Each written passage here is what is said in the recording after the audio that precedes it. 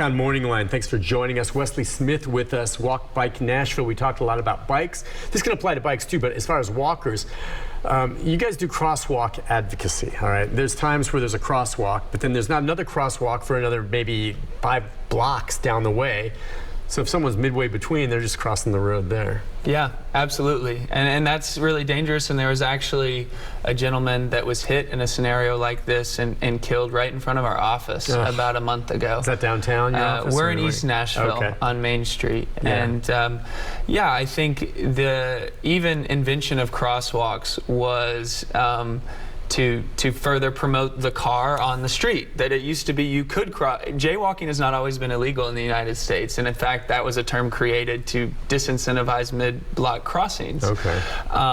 So the crosswalk hasn't always been around, and there's pictures you look of downtown Nashville even in the 20s and 30s, and you had pedestrians, you had streetcars, and you had automobiles and horse-drawn carriages all interacting together on the street, right? So we've had multimodal. So, but to your point, to bring it back to today, yes, on our corridors, you got to think too about where the bus stops are. The bus stops aren't always at the crosswalk. No, they're not. So if if my bus stop's right there, am I going to walk a half mile to get to the nearest crosswalk and then walk that back, right, to get to my bus stop on the other side of the street? Yeah, you're going to probably take a shot, but what do you do? Because usually the crosswalks are at intersections or where there's a light, because that stops the traffic. You have to have some apparatus. So when you do crosswalk advocacy, is that, maybe a rule of thumb where, look, if it's more than a block or so between, or 2 blocks between crosswalks, there has to be another one on that stretch of road. We need to put a walk there with a little signal where if you hit the button, it can stop the traffic. Yeah, and that's, I believe, called a pedestrian hybrid beacon. Do we have that here on James Robertson Parkway? Just as you go around here, like when there's walking traffic coming across, you are required to stop when you see them coming from Bicentennial Mall making their way to the Capitol, right across here. And you're supposed to stop there. It's set up there.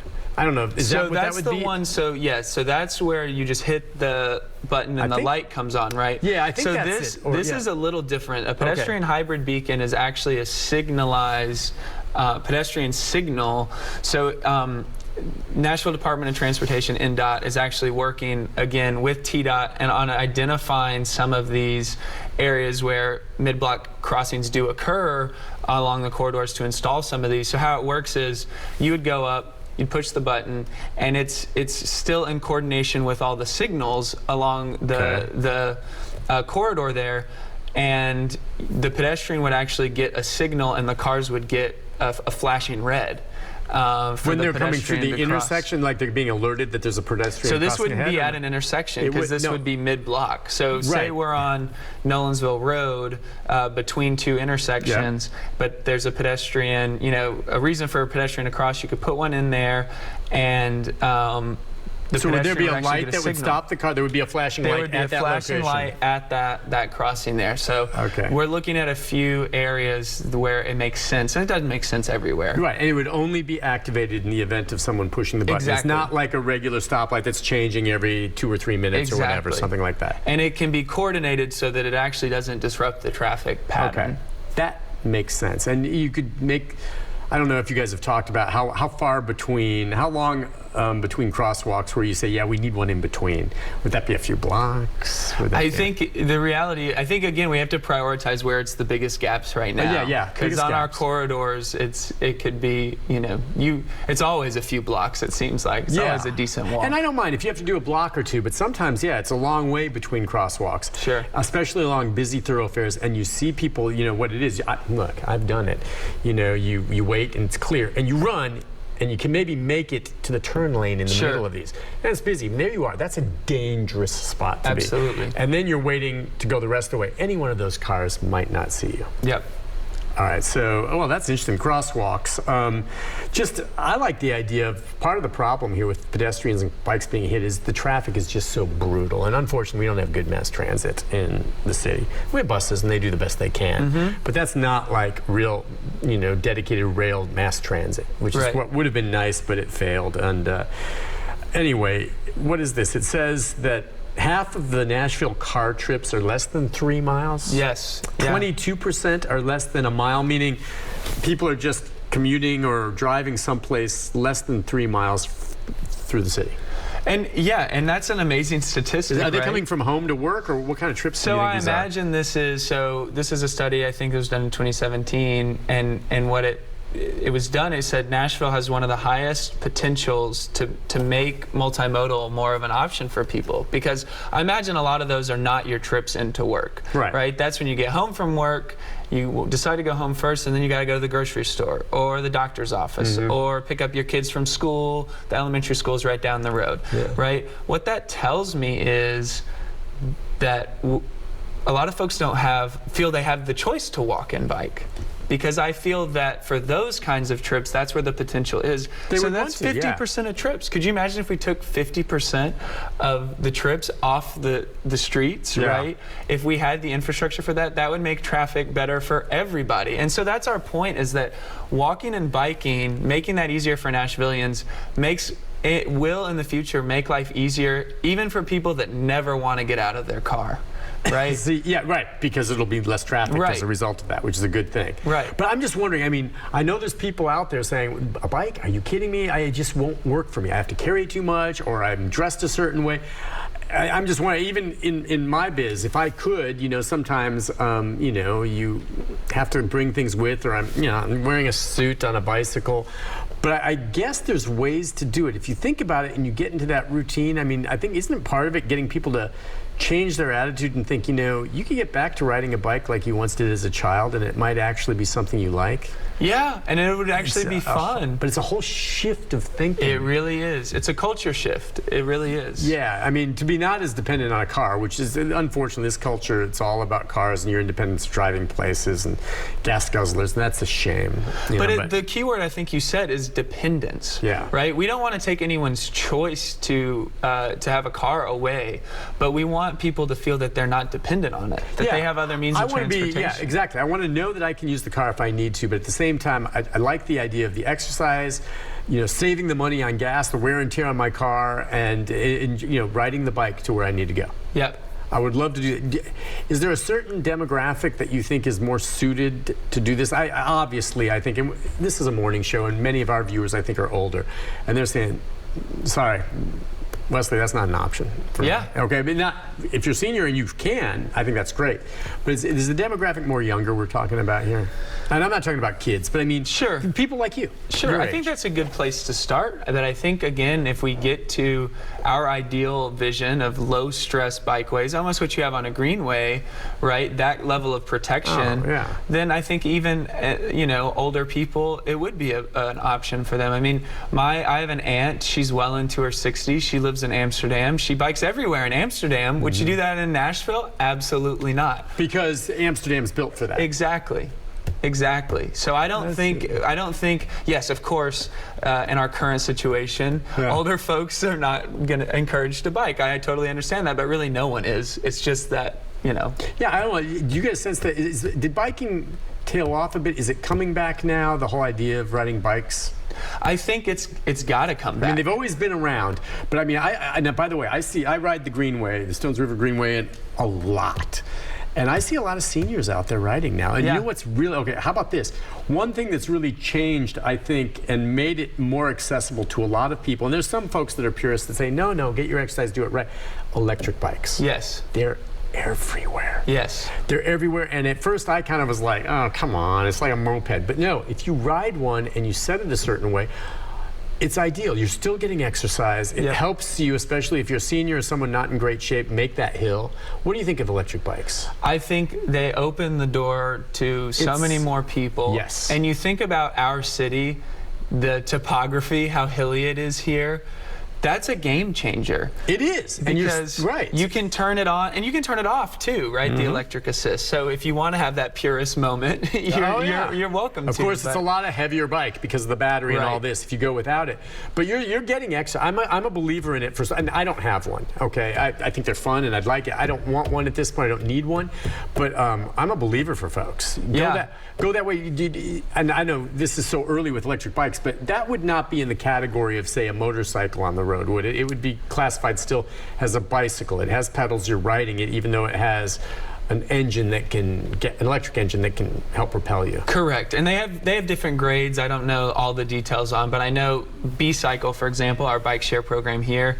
Those are all, I think, kind of the lowest grade or whatever. I don't know the exact term. Are there some B-Cycles that are electric? They're now? all electric. Are B-Cycles all electric? The entire B-Cycle fleet is electric. I didn't know that. Yeah. I didn't know that. Okay. And so that's a game changer too for folks. But to allow them on the greenways, they actually are capped at a certain speed. Yeah, I see a lot of them on the greenways, but they're not zipping past me or anything like that. They set it up, and there'll be a hill coming up, and there'll be some seniors on it, and they'll kick it in. And they're still pedaling, but it helps them get up the hill. Yeah. And these are people that I would guess if they didn't have an electric bike, they wouldn't be riding. Yeah, and that's what's great about them. Opens the door to access for a lot more people. How many of the B-Cycle racks are set up? I know there's one right over here across from the downtown old courthouse. I believe there's about 30 something, and you probably saw in the news of 8 in metro parks and greenways have been relocated to the public right-of-way. But that was, just a very technical thing that happened. That was done in part because there's going to be a new RFP, request for proposals process for a new contract for either B-Cycle or a new bike share program. And I think the intention with that is to really expand that program from what it is now. Do they get a sense? I'm just wondering how tourists renting them like they do scooters, or are they being utilized by locals? This is anecdotal. I think you have more locals using them than tourists, especially as they spread out into the neighborhoods. Okay. Again, I think it's an issue of, until we have more stations, it's difficult because you have to plan your trips around which station you're going to drop your bike off at and where you're going to walk it to. Right. So right now, I think it's hard for a lot of people to use it as a means of transportation. It might be more of a fun, I'm out on the weekend, want to use it. Right, that's why I thought it might be more suited for tourists, because I did this very same thing using it when I was in Washington, D.C., and they're great. They have those. And around the mall and the Smithsonian's, you can, and they have the racks at different locations. You can just get the bike and you go from one to the other. Walking's fine, but boy, you can walk from one end to the mall to the other and back and forth. And after a while, it'd be nice to have a bike. It gets you where you need to go. Absolutely. But the scary part of that is there's racks also as you get into metropolitan DC. And there would be bikes out there, and it's dangerous. Yeah. They don't have the paths there. So I mean, even bigger cities like DC are trying this, but they need bike racks, or rather bike lanes. Yep. Which we don't have enough of yet. Yep. So I don't know. What's the event happening this weekend? So next Sunday, we will be having our Open Streets event, which we're very excited about. Open Streets. We've done this, I think, every year since, well, maybe not 2020, but since 2015. And so we close down a street for 2 cars and open it up to people, to cyclists, scooters, skateboarders, everything. And this year, we're very excited to have it on Main Street in East Nashville. Okay, so how long a stretch of Main Street? It'll be from 5th, so right there at 5th and Main and that Sitco, down to 10th, right by Hunter's Station and all of that. And so all those businesses, we've, garnered their support for this. They're going to bring out, tables and have stuff and really engage with the street and the people that'll be there. So people will be out and about like this, Absolutely. having a good time.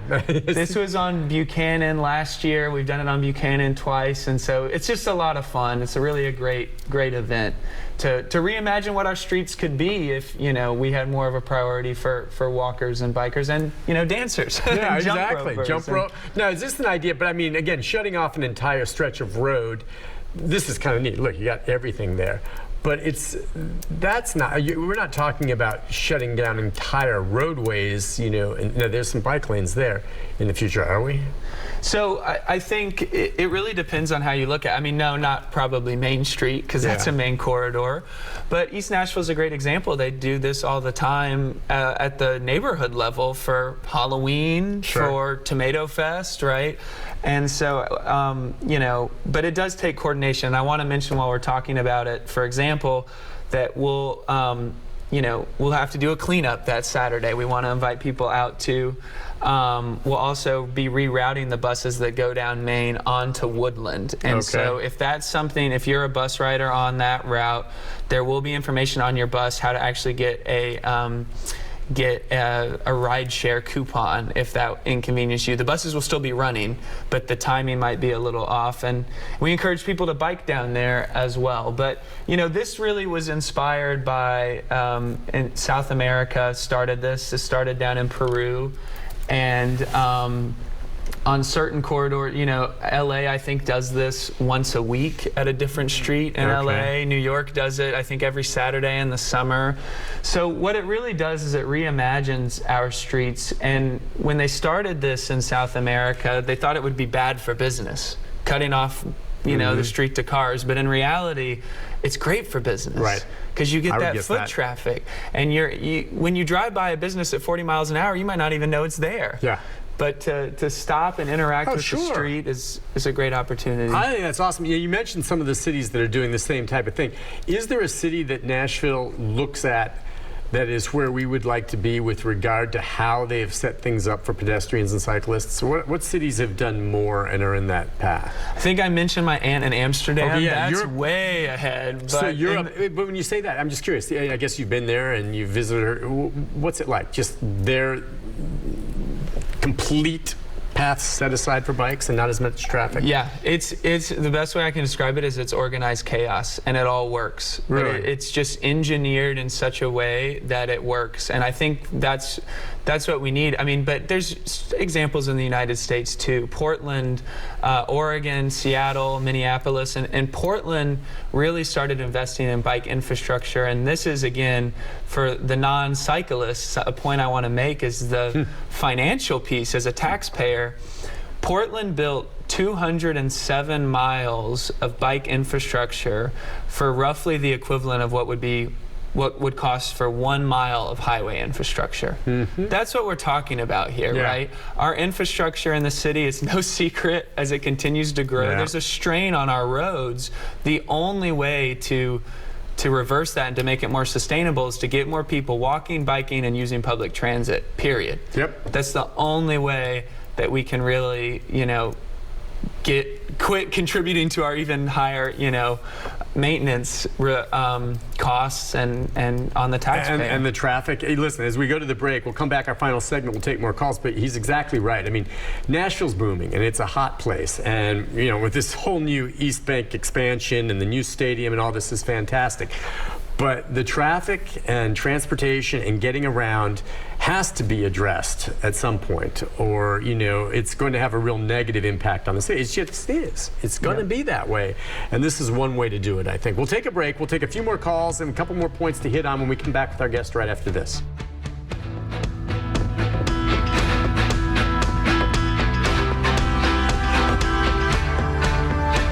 No one feels